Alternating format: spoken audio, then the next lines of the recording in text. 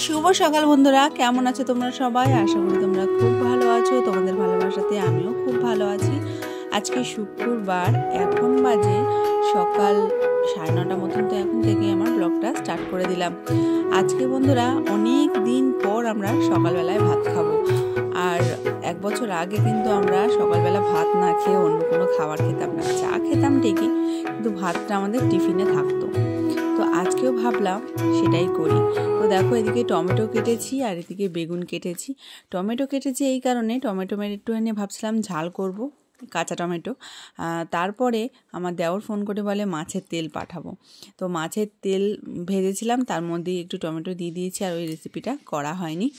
আর এইদিকে বাবার জন্য হচ্ছে ফুলকপি দিয়ে আলু দিয়ে মাছের ঝোল। গতকালের একটা মাছ রয়েছে, সেটাই বাবার জন্য আজকে করা হবে। তো দেখো, আমার মায়ের দিকে আমলকি কেটে রেখেছে, আর দেখছো সাইডে রয়েছে কমলালেবুর খোসা। সেটা দিয়ে মা অনেক রকম অনেক কিছু করে, সেটা তোমাদের সাথে পরে শেয়ার করব। কাঁচা লঙ্কার মধ্যে কিছু লাল লঙ্কা ছিল, সেগুলোও মা রোদে দিয়েছে। এগুলো হচ্ছে পেঁপের বীজ। তো মা এদিকে দেখো বাবার জন্য মাছের ঝোলটা করছে। টমেটো আর হোমমেড গুঁড়ো মশলাটা করে রেখে দেয় মা, তো সেটাই দিয়েছি, নুন হলুদ স্বাদ মতো। আর হাঁড়িতে যে ভাত বসিয়েছি তার উপরে একটা বাটি করে জল বসানো আছে, তো সেই জলই মা তরকারির মধ্যে দেবে আর কি। গরম জলটা দিলে ভালো হয়, টেস্ট হয় তরকারিটা। আর এইদিকে দেখো বেগুন ভাজা। তো আমার বর বেগুন ভাজা খেতে ভালোবাসি না ঠিকই, কিন্তু হ্যাঁ, শীতকাল মানে একটু বেগুন ভাজা বা বেগুন পোড়া না হলে ভালোই লাগে না। তো আজকে ভাবলাম ভাজাটাই করি। তো দেখো মা দিয়ে দিয়েছে চিনি, নুন আর একটুখানি হলুদ। আমার মাকে কখনো দেখিনি মা হলুদ দিয়েছে বলে, তো এখন দেখি সবাই দেয়, তাই জন্য আমিও দিই। তো মা দেখলে না চিনিটা একটু ফেলে দিল বেগুনের মধ্যে। তো বেশ ভালো করে মাখিয়ে নিচ্ছি, দিয়ে এবার ভাজবো। অনেকে তোমরা গোল গোল বেগুন ভাজা পছন্দ করো, যেরকম আমার মাও গোল গোল মানে বেগুন ভাজাটা ভীষণ পছন্দ করে। কিন্তু যদি এরকম করে কাটা হয়, তাহলে দেখো আমি যেইভাবে বেগুনটা দিচ্ছি তাহলে সেরকমভাবে তেলের মধ্যে যদি দেওয়া যায় না, তেলটা চুষে নেয় না, কড়ার মধ্যেই তোমার তেলটা থেকে যাবে। এটা হলো একটা দারুণ টিপস। দেখছো আমি ওই পিঠটা দিচ্ছি, তো আঁচটা কিন্তু বাড়ানোই থাকবে।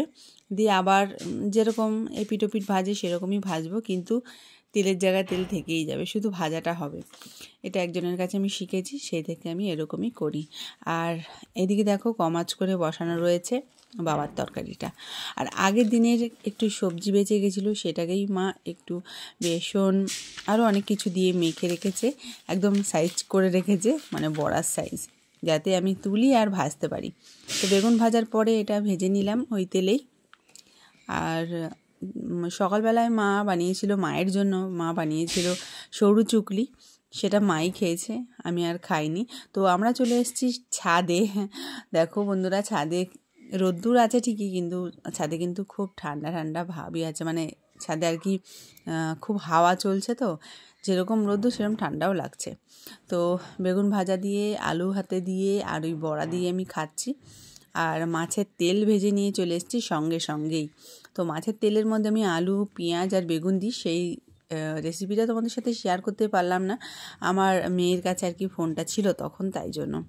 তো দেখো ওরা অনেকক্ষণ ধরে বসে রয়েছে। আর ছোটো মেয়েকে দিয়েছি 1 বাটি ফ্যান, নুন, ঘি আর একটা ডিমের পোচ। তো আমার মেয়ে ফ্যানটা খায়নি, রেখে দিয়েছে। তো এটা হচ্ছে বিকেলবেলা, দুপুরবেলার খাবার তোমাদের সাথে আর আমি শেয়ার করিনি, আমি ভাতও খাইনি দুপুরবেলা। তো এখন চা আর বিস্কুট নিয়ে চলে, এখন বাজে বিকেল 5টা। সেই সকালবেলায় খাওয়া দাওয়া থেকে এখন চলে আসলাম। দুপুরবেলায় ভাত খাইনি, আর সরু চুকলি খেয়েছিলাম, আর ও খেয়েছিল ভাত। তো আমরা আজকে মাছের তেল দিয়েই ভাত খেয়েছি, আর তেমন কিছু করা হয়নি। আর বাবার জন্য ফুলকপি আর মাছের ঝোল আর কি, ফুলকপি আলু দিয়ে মাছের ঝোল। তো যাই হোক, চা করে নিয়ে আসলাম। আর বড় মেয়ে আসলো তখন বাজে মানে 4:45, ও ডায়েরি গিয়ে নিয়ে এসছে ওকে। তো ও এখন ভাত খেলো ডিম ভাজা দিয়ে, আর আমরা খাবো চা। তো সবাই খাওয়া হচ্ছে আর কি, আমি এখনও খাইনি। ভীষণ ঠান্ডা পড়েছে, ভীষণ। তো উষ্ণ একটু জল করলাম, দিয়ে বোতলে ঢাললাম, দিয়ে এখন খাবো। সঙ্গে থাকো, সন্ধ্যেবেলায় আবার আসছি। রাত্রিবেলা কি রান্না করব সেটাই ভাবছিলাম। তো বর দেখি বেরিয়েছিল বাইরের দিকে, তারপরে বললো কী আনবো। তো আমি বললাম দেখো রাত্রিবেলা আমরা একটুখানি তরকা রুটি খাই, তো তরকা নিয়ে আসো, ডিম নিয়ে আসো। তো ও নিয়ে এসছে। তো তরকার মধ্যে এরকম করে ডিম ছেড়ে দিই, ও ভীষণ পছন্দ করে। আজকে শুধু ওর জন্য না, ছোটো মেয়ের জন্যও দিয়েছি, বড় মেয়ের জন্য, মানে 3খানা ডিম এরকম করে দিয়েছি। তো ওরা পোচ মতন আর কি খেয়েছে, আর তরকা আমরা খেয়েছি, দারুণ লাগে খেতে। আর একটা কান বড় মেয়ের ফোটানো মানে কি ভুল হয়েছিল বলে সেই কানটা আবার ফোটানো হয়েছে। তো সেই কানে কাঠি পরানো হয়েছিল, তাই একটুখানি বোরলিং গরম করে লাগিয়ে দিলাম।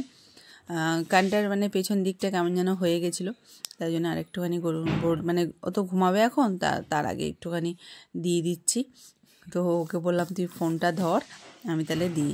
তো আমি এখন ফ্রেশ হয়ে গেছি, আর মুখটা যেই জলটা দিয়ে ধুয়েছি না, কেমন যেন মুখটা টানছিল। তারপর ভাবলাম ক্রিম মাখবো, তো টিপটা খুলে আমি হাতের মধ্যে রেখেছি। তো এবার ক্রিম মাখবো। তো দেখো যা বোরলিং ছিল ওর ঠোঁটে লাগিয়ে দিলাম, যে নে যা এবার, একদম ঠোঁটে ক্রিম মানে কিছু মাখতে চায় না। তারপর আমি চলে এসেছি এদিকে, আর বর এদিকে মশারিটা টাঙিয়ে দিয়েছে। তো আমি এবার ক্রিমটা মেখে নিই। আর ওইদিকে আমার বড় মেয়ে, বাবা মা শুয়ে পড়েছে, কিন্তু আমার ছোটো মেয়ের চোখে একদম ঘুম নেই। আজকে তো খাওয়ার সময় বললো যে আমার ঘুমাতে ইচ্ছাই করছে না, আমি ঘুমাবো না, কিন্তু বেলা পর্যন্ত ঘুমাবে, বেলা করে উঠবে, তখন বলবে আমার শীত করেছে বলে, শীত লাগছে আর কি সেরকম বলবে। আজকে এতটাই ঠান্ডা লাগছে আমার, মানে কোনো সোয়েটারই খুলতে ইচ্ছা করছে না, বলতে মনে হচ্ছে যে সোয়েটার পরেই শুয়ে পড়ি। এটা একটা পাতলা গেঞ্জি, তো এটা পরেই আজকে শুয়ে পড়বো। তো আর বর আর ছোটো মেয়ে তো শুয়ে রয়েছে, আর ঠোঁটে একটু বোরলিংও লাগিয়ে নিলাম, ঠোঁটটা ফাটছে বলে। আর এদিকে দেখো ওদেরকে দেখাই, দেখছো দুজন মিলে এখন কি কাণ্ড করছে। তো একদম ঘুম নেই চোখে। তো বর দেখি আর কি বারান্দা লাইটটা জ্বালিয়ে রেখে দিয়েছে। তো আমার পালা নেবানোর, ঠাকুরেরকে প্রণাম করে তোমাদেরকে শুভরাত্রি বলে লাইটটা বন্ধ করলাম। টাটা, তোমরা সবাই ভালো থাকো।